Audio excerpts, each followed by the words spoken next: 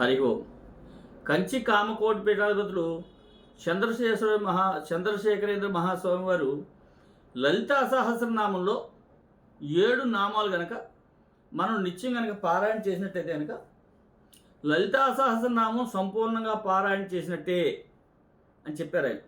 అవి ఏమేమిటి అంటే ఓం శ్రీ మాత్రే నమః, ఓం అన్నదాయై నమః, ఓం వసుదాయై నమః, ఓం సవ్యదక్షిణ సేవితాయ నమః, ఓం కటాక్ష కింకరీ భూత కమలా కటి సేవితాయ నమః, ఓం శివశక్త్యైక స్వరూపిణ్యై నమః, ఓం లలితాంబికాయ నమః.